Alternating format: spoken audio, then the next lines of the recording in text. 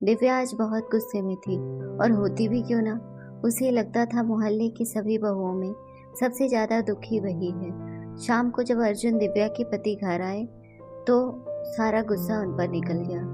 दिव्या ने कहा, सारे घर का काम मुझे ही करना पड़ता है। अब सामने वाले पड़ोसी शर्मा अंकल की बहू को देखो, वह तो कभी नहीं निकलती बाहर, उसे तो कभी भी बाहर आते जाते नहीं देखा। और एक मैं हूँ जो दिन भर घर के कामों से स्कूटी लेकर बाजारों में घूमती रहती हूँ और आकर फिर घर का काम करो, खाना बनाओ, और तो और सारे बच्चों की जिम्मेदारी भी मेरे ऊपर है।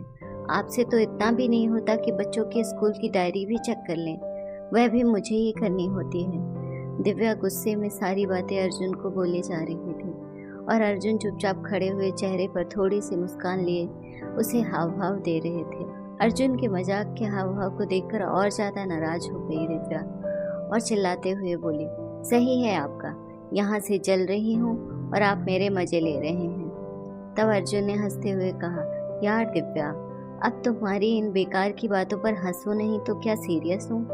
तुम अपनी तुलना शर्मा अंकल की बहू से कर रही हो। तुम्हें पता है शर्मा अंकल और आंटी दोनों अपनी बहू को घर से बाहर खड़ा तो नहीं होने देते। वह बाहर कैसे निकलेगी? तुम तो शुक्र करो तुम्हारे ऊपर ऐसी कोई बंदिश नहीं है। तुम चाहे जहाँ जाओ और तुम्हारा मन करे वह पहनो, फिर भी तुम संतुष्ट नहीं हो। तब दिव्या ने कहा, यह कोई आजादी है मेरी?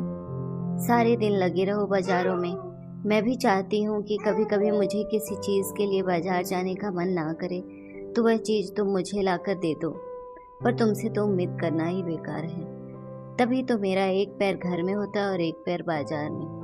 तब अर्जुन ने कैसे जैसे दिव्या को मनाया और फिर रात का खाना खाकर सब सो गए। अगले दिन दिव्या किसी काम से बाजार के लिए निकली ही थी, तभी उसे आवाज आई, दीदी इधर देखो, दीदी मैं हूँ।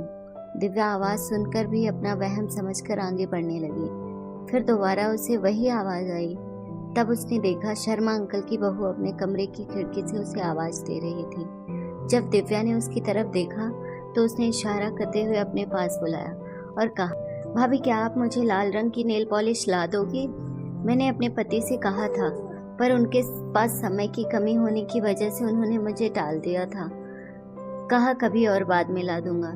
तब दिव्या ने कहा, अरे तो ऐसा करो, तुम साथ में चलो ना बाजार। तुम बाजार भी घूम आओगी और तुम्हें जो भी सामान चाहिए वह ले लेना और साथ में अपन दोनों गोलगप्पे भी खाएंगे।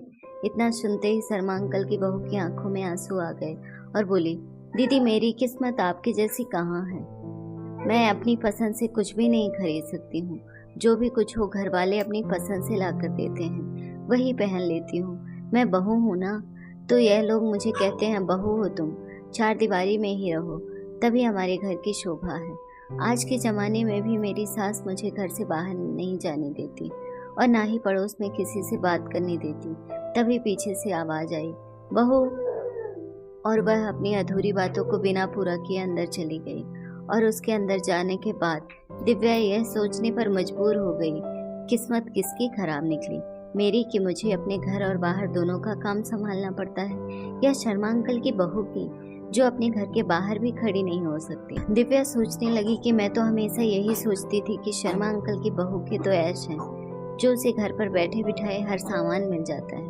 पर आज वह अपनी किस्मत को सराह रही थी, क्योंकि चाहे काम के बहाने ही सही वह घर से बाहर निकल तो सकती है, जिससे चाहे उससे बात कर सकती है, अपनी पसंद का कुछ भी खरीद सकती है। अगर मुझे ऐसी चार दीवारी में कैद कर दिया जाए तो आज वह ऐसे ही तड़पती जैसे शर्मा अंकल की बहू छटपटा रही थी।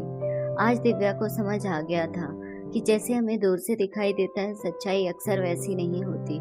इसलिए दोस्तों, हमें जो भी मिलता है उसमें संतुष्ट रहना चाहिए, क्योंकि भगवान ने हमें हमारे हिसाब से सबसे बेहतर दिया है।